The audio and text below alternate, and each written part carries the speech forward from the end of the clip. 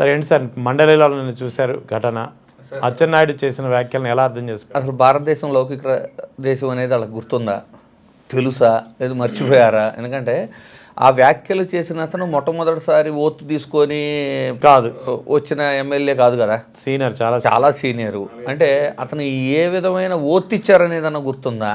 అవును. ఏంటి, కుల మతాలకు అతీతంగా అనే కదా ఆయన ప్రమాణం చేసే కదా, అంటే ఎమ్మెల్యేగా ప్రమాణ స్వీకారం చేసేది. అలాంటి వ్యక్తి కుల మతాలకు అతీతంగా అందరికీ అర్హులైన ప్రతి ఒక్కరికి న్యాయం చేయాల్సిన ఒక స్థానంలో ఉండి కేవలం రాజకీయ లబ్ధి కోసం మీ నాయకుడు క్రిస్టియను, నువ్వు క్రిస్టియను అనే విధంగా మాట్లాడితే అసలు ఫస్ట్ ఆఫ్ ఆల్ సరే క్రిస్టియన్ అనుకో, ఆయన కాదు, మోషేరాజు గారు కాదు అని. అంటే ఇంకొక విషయం కూడా చూడండి సార్, చరిత్రలో ఎప్పుడైనా, భారతదేశ చరిత్రలో ఎప్పుడైనా లోక్సభ స్పీకర్ అవ్వచ్చు, లేదా రాజ్యసభ స్పీకర్ అవ్వచ్చు, లేదా అసెంబ్లీ స్పీకర్ అవ్వచ్చు, లేదా శాసనమండలి చైర్మన్ అవ్వచ్చు, ఆ చైర్లో కూర్చున్న వ్యక్తిని ఈ విధంగా ఎదురుదాడో టార్గెట్ చేసిన సందర్భాలు ఏమైనా ఉన్నాయా? నేను ఒక్కరోజు గురించి చెప్పట్లా, అవును, ఒక 2-3 days బ్యాక్ వాయిదాకు ముందు కూడా, నిర్వాధిక వాయిదా అయ్యక ముందు కూడా గుర్తుందా మీరు, ఆయన సైన్ చేయని డాక్యుమెంట్స్ని ఆయన కన్సర్న్డ్ సిఎస్ దగ్గర నుంచి తీసుకెళ్ళిపోయి ప్రకటన చేస్తాము, ఈ ప్రతులను పంచుతాము అని చైర్మన్ గారు తర్వాత ఏం చెప్పారు అంటే, నేను అనలేదు, ఈ చైర్ గౌరవాన్ని కూడా తీసేస్తున్నారు అంటే. అంటే ఆ స్థాయిలో ఒక చైర్మన్ని, శాసన మండలి చైర్మన్ని టార్గెట్ చేసిన చరిత్ర ఎప్పుడన్నా ఉందా? లేదు. అంటే ఎంత దిగజారిపోతారు అంటే, స్వార్థ రాజకీయాల కోసం ఎంతకైనా వెళ్ళిపోతారా? అంటే అసలు మతాలు కులాలు ఆ ప్రస్తావన ఎందుకు వస్తుంది? ఎలక్షన్లో గెలవటం కోసం 2014 కూడా తీసుకోండి ఎగ్జాంపుల్. ఈరోజు ఆల్ ఆఫ్ సడన్ స్టార్ట్ అయింది కాదు కదా, 14 కాపులకి రిజర్వేషన్ ఇస్తాము అని కదా 14లో అధికారంలోకి వచ్చారు. అది ఇవ్వగలిగారా? లేదు. సో కుల రాజకీయం ఒక టర్మ్ అయిపోయింది.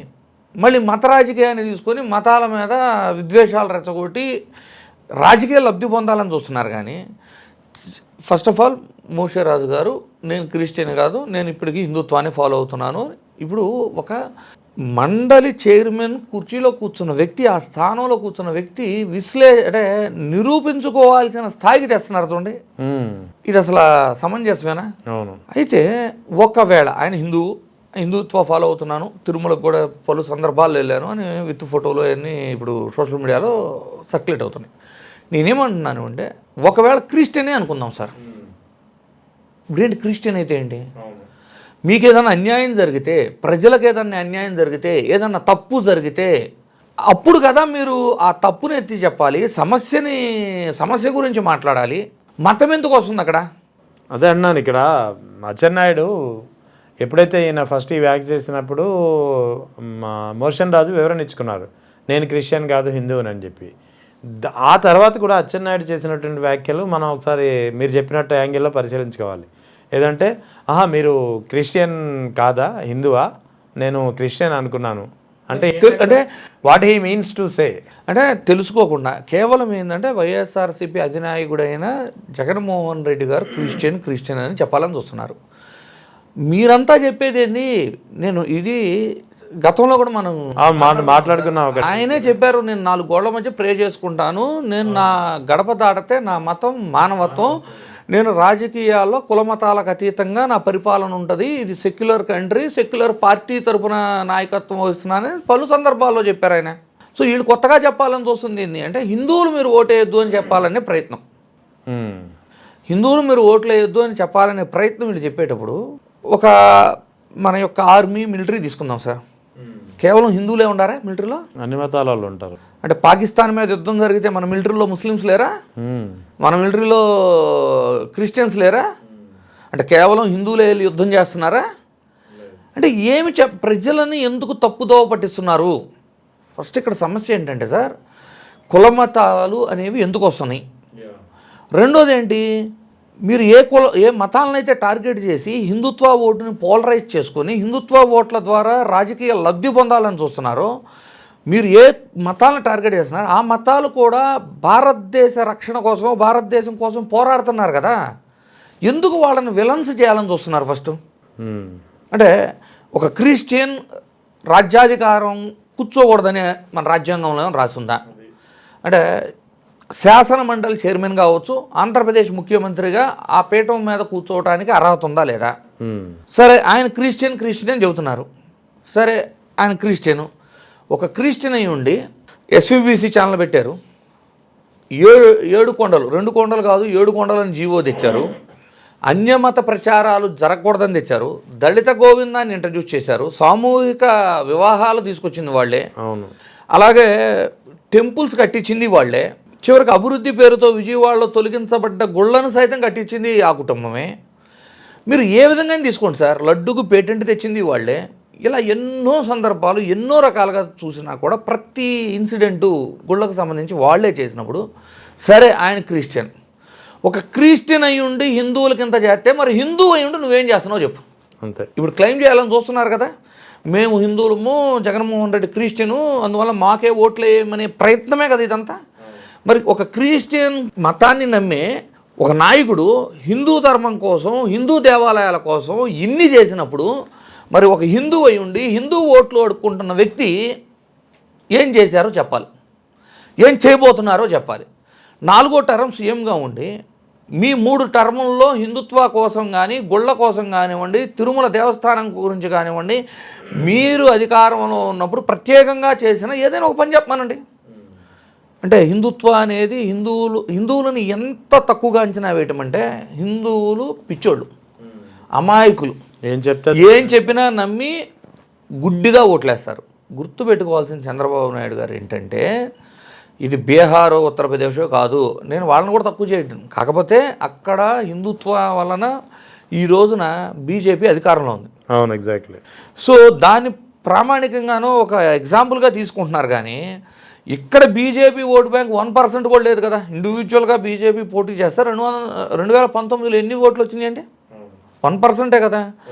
అంటే నిజంగా హిందుత్వాకి మనము లొంగుతాము, ఆంధ్రప్రదేశ్ ప్రజలు హిందుత్వ రెచ్చగొడితే లొంగుతారు అనుకుంటే బీజేపీకి 1% కంటే ఎక్కువ ఓట్లు రావాలి కదా. మరి ఏంటంటే సార్, మీరు ఒకటి నోటీస్ చేయండి, చంద్రబాబు నాయుడు ఎప్పుడు అధికారంలోకి వచ్చిన మొదటి రోజు నుంచే ప్రజాపాలన పక్కన పెట్టి, ఇచ్చిన హామీలను పక్కన పెట్టి, అంటే ఇచ్చిన హామీలు అనకూడదు సార్, ఎగ్గొట్టడానికి ఇచ్చిన హామీలను పక్కన పెట్టి, ఎందుకంటే ఆయన టర్మ్ ఏదైనా తీసుకోండి మీరు, ఆయన ఇచ్చిన హామీలు నెరవేర్చుకున్న చరిత్ర ఏ రోజు లేదు. ఆయన అధికారంలో కూర్చున్న, ఆ పీఠం మీద కూర్చున్న మొదటి రోజు నుంచే రాజకీయం ఎలా చేయాలి, ప్రతిపక్షాన్ని ఎలా అనగదొక్కాలి, ఆ ప్రతిపక్షాన్ని ఎలా నిర్వీర్యం చేయాలి, ఇదే ప్రణాళికతో ఉంటారు. రెండోది ఏంటి, సెల్ఫ్ గోల్స్. తన ఓటమి తనే సిద్ధం చేసుకుంటుంటారు. మీరు కానీ చూసుకుంటే 1999 to 2004 అన్ని ప్రభుత్వ ఆస్తుల్ని ప్రైవేటీకరణ చేయాలి, లేదు మూసివేయాలి అనే దూరంలో వెళ్తే ఓటమి ఎదుర్కొన్నారు. 2014 to 2019 గుర్తుపెట్టుకోండి, డేట్స్ కూడా మీరు కావాలంటే చెక్ చేసుకోవచ్చు. అధికారంలోకి వచ్చిన సంవత్సరంలోపే కాపు రిజర్వేషన్ ఇస్తాను అని కదా ఆయన అధికారంలోకి వచ్చారు.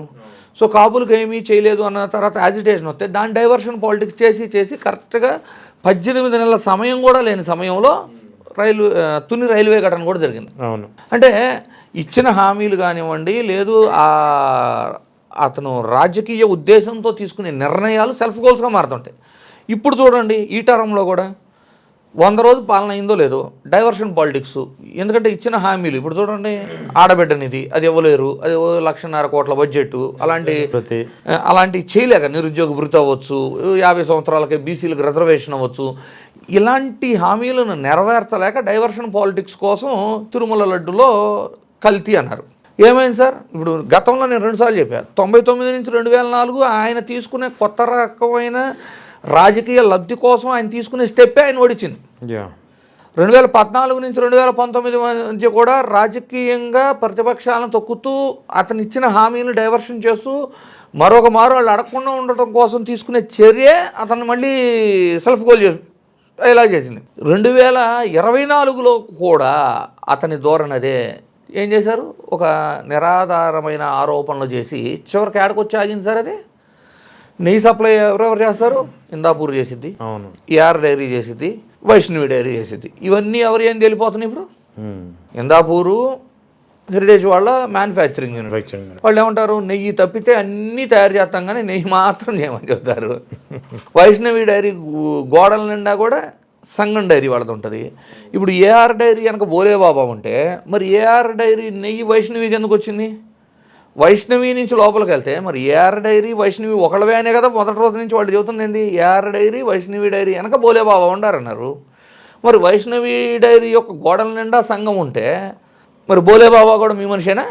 చూడండి, ఇప్పుడు నెయ్యి సప్లై చేసే మూడు కూడా ఏఆర్ డైరీ వైష్ణవి ఒకటే అని వాళ్ళు చెప్పారు. తీరా చూస్తే వైష్ణవి డైరీ యొక్క గోడల మీద సంఘం ఉంది. సంఘం వెళ్ళదే. ఇందాపూర్ సప్లై చేసేది ఇందాపూర్ వెనక హెరిటేజ్ ఉంది. ఇంకా మొత్తంగా చూసుకుంటే నెయ్యి సప్లై చేసేది మీరే, కల్తీ అని చెప్పేది మీరే, గుడ్డగాల్చి ప్రతిపక్షం మీద వేసేది మీరే, దాన్ని రాజకీయ అస్త్రంగా మార్చుకొని దాడి చేయాలని చూసేది మీరే, దాని ద్వారా ఆర్థికంగా లబ్ధి పొందటానికి దాని రేటు పెంచుకొని లబ్ధి పొందేది వీళ్ళే. ఇన్ని చేసి ఈ సిబిఐలో కానీ సిట్ రిపోర్ట్లో కానీ అనుకూలంగా రాకపోయేసరికి అసలు చూడండి ఎక్కడ స్టార్ట్ అయింది? జంతు కొవ్వు. అవును. రేట్ ఎక్కువ, తక్కువ రేటుకు వచ్చింది కల్తీ. అవును. నిబంధనలు మార్చి రేటు పెంచారు, లంచాలు తీసుకున్నారు కేజీకి 25 రూపాయలు. కాదు, నిబంధనలు మార్చి కావాలని ఉద్దేశపూర్వకంగానే ఇవన్నీ చేశారు. ఆ తర్వాత సిట్ రిపోర్ట్లు ఎన్ని లేవు, ఎన్ని జరిగినా ఏదన్నా టీడీపీ హయాంలో జరిగినాయని నిర్ధారణకు వచ్చిన తర్వాత ఇప్పుడేమంటారు? అసెంబ్లీలో వీటన్నిటికంటే ముందు, అసెంబ్లీ కంటే ముందు కూడా ఒక 9 మంది కూర్చున్నారు, గుర్తుందిగా మీకు? అతని పరంపర తెలుసా? అతని పరంపర గురించి మాట్లాడతారు. మళ్ళీ ఏం మాట్లాడతారు గుర్తుందా మీకు? ఆర్టీసీ టికెట్ల మీద అన్యమత ప్రచారం చేశారంట.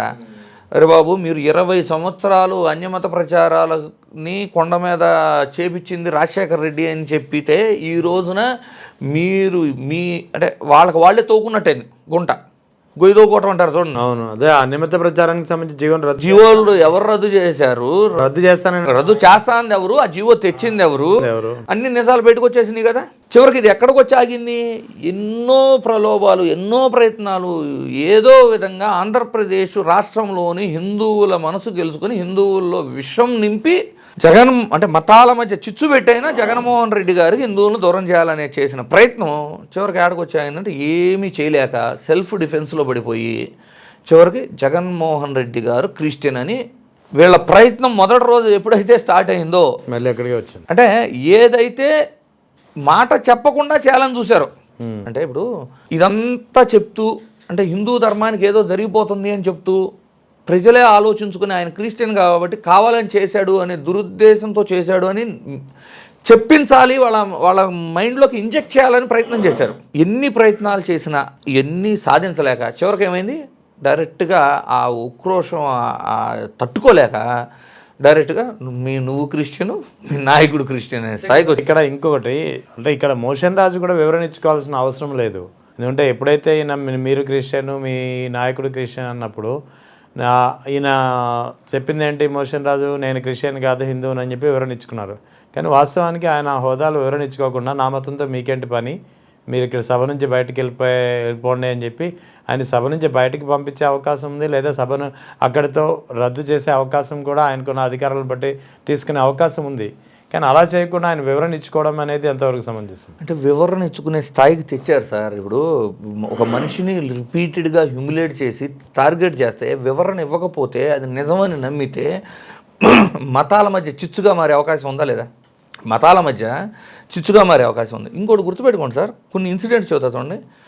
హోమ్ మినిస్టర్ అనిత గారు ఇంటర్వ్యూలో నా బ్యాగ్లో ఎప్పుడు బైబిల్ ఉంటుంది, నా మ్యారేజ్ ఏమో క్రైస్తవ, నేను కంప్లీట్ క్రిస్టియన్ని అని చెప్పారు కదా. ఆమె ఏం అడిగిద్ది? నేను హిందువుని అలాగ గర్వంగా నువ్వు చెప్పుకోలేవు జగన్మోహన్ రెడ్డి అని అడిగిద్ది. లేదు, చంద్రబాబు గారు ఏమన్నారు? 746, 747 జీవోలు రద్దు చేస్తానని క్రైస్తవుల గుంటూరు బైబిల్ మిషన్ మహాసభలో మిషన్లోనే కదా చెప్పారు. అంటే మళ్ళీ పవన్ కళ్యాణ్ గారు అయితే ఇఫ్తార్ విందుల్లో ఏం మాట్లాడారో మనం వీడియో రూపంగా చూసాం కదా. ఇన్ని చెప్పిన వ్యక్తులు అంటే వీళ్ళకి ఇది అలవాటైపోయింది సార్. మనం మార్చినంత ఈజీగా రంగు మార్చుకోవచ్చు, ఏదైనా మతం మార్చుకోవచ్చు. ఈరోజు ఈ మతం, రేపు ఉదయం వేరే మతం ఓట్లు అవసరం అయితే వేరే మతం, ఇలా ఊసర వెళ్ళేదాకా తయారయ్యి ఎదురు వాళ్ళను కూడా అదే దూరంలో చూస్తున్నారు. అంటే డిఫెన్స్లో పడిపోతారు అని.